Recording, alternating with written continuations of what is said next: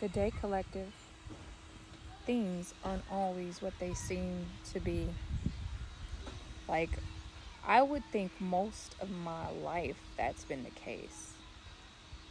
I was always that kid that, when I used to ride in cars on the highway, I was that, I mean, some people probably thought it was creepy, but I was that kid that would look outside the windows and try to figure out who each person was in a car passing by. And they would interest me. My imagination was so expansive. Like, I would just wonder who they were and kind of what their lives were like. And I remember, as my innocence when I was a child, I didn't have any nightmare type scenarios where I was imagining these different lives that these people had.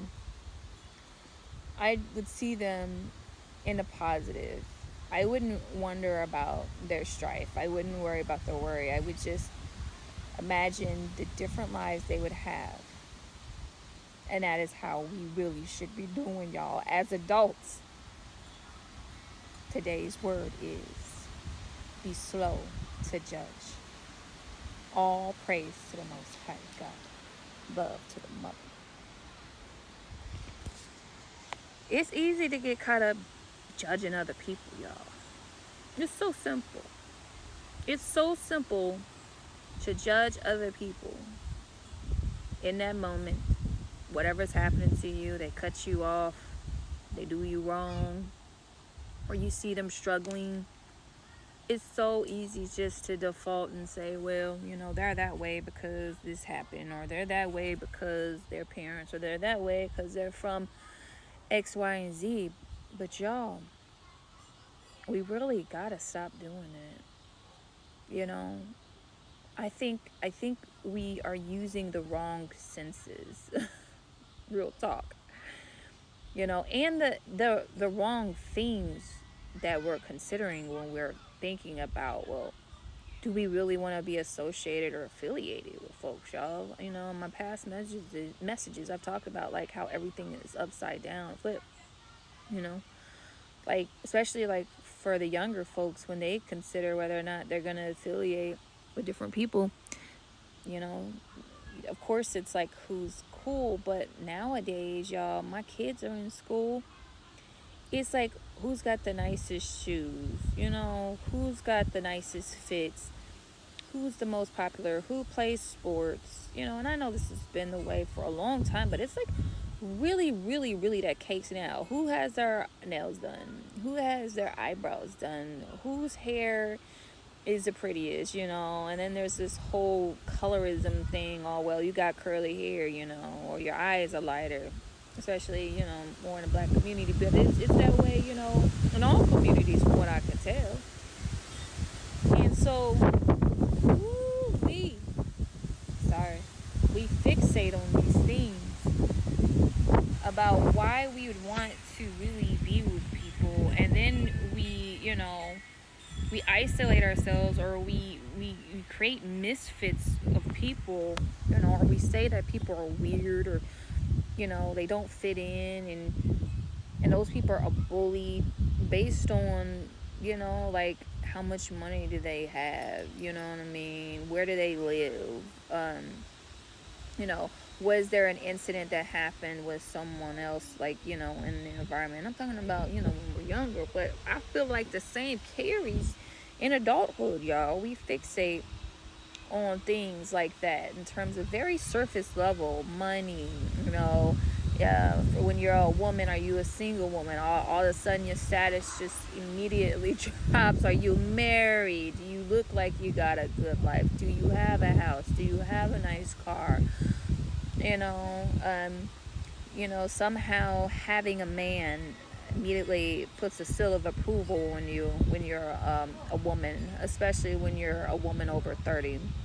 And for a man, if you have a wife and you're a successful man, then your status, and people want to gravitate, they want to have game night with you, they want to talk to you, they want to listen to you, right? But when you're a single, for example, black woman, and you might not have a man, and you got kids, then they might not want to listen to you too much. And you could be the best at everything. You could literally be transforming lives and helping people, and they will still act as if you have done nothing and your accomplishments don't matter. Real talk.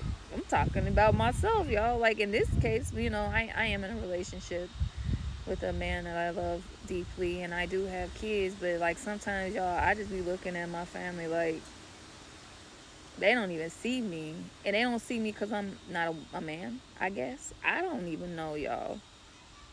But I have like long stopped caring about what a lot of them think of me. Now, don't get me wrong, I do love my family and I love people in my family, but in terms of just the collective sentiment, I'm not going to stop being who I am or doing the things I do because they don't appreciate or congratulate or care. You can't do that. But should they, I know that a lot of them have been quick to judge. And it was kind of like, they were waiting to do it. I went to Culver school, private school. I went to Princeton, did really well. I've done really well for myself. I'm an attorney. I've handled business. But when I had my moments, in bad relationships with men, became a single mom, somehow they, my status, they became very judgmental of my character overall. They looked at what is on the surface in terms of me having kids and making bad decisions when it comes to men, instead of like who I really am. Like, who am I? What's my character? How do I love? How do I show up for the people I love? How do I take care of the people who I love? Am I truthful? Am I kind? And like to certain people that are very karmic-y and not very nice, I might not be so nice. So that I might not be kind to them, but anyone who truly knows me, like really knows me, knows that I'm like a really, really, really cool person and a loving person, and that I take care of the people that I love immensely. And even if I don't love you, I have a good heart. I'm that person that if you're in the middle of a disaster, you're going to want me on your team because I'm going to make sure that you're all right. And I'm going to make sure that everybody's all right. I always have the bigger picture in mind. I just was thinking a word for 2026, because I'm in 2026 already, is God help me to have the mindset of an architect.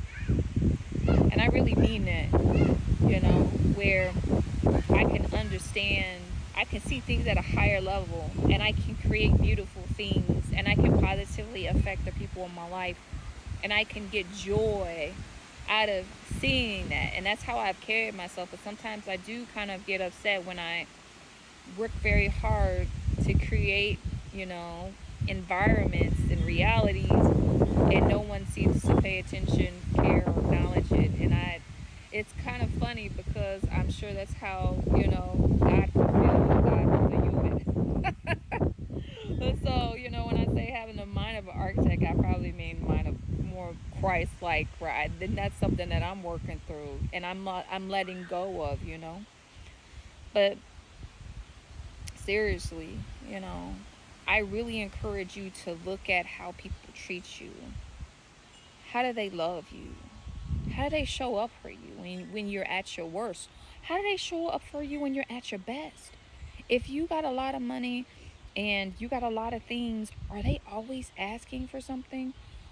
Is their presence in your life dependent on what you're giving them or what you can give them? Is it about power? Like, are they truthful to you? Do they really adore you? Do they care for you? And if it's people in your family, are they feeding into you as well? And if it's your job, are they promoting you? Are they acknowledging you? Are they uplifting you? Like, start focusing on those kind of things rather than what they have.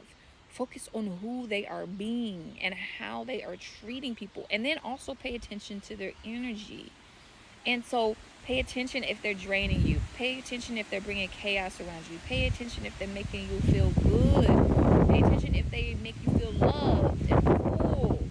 Pay attention to the energy, not what they have. I hope this is helpful for you and that it resonates. And Have the wonderful rest of your week.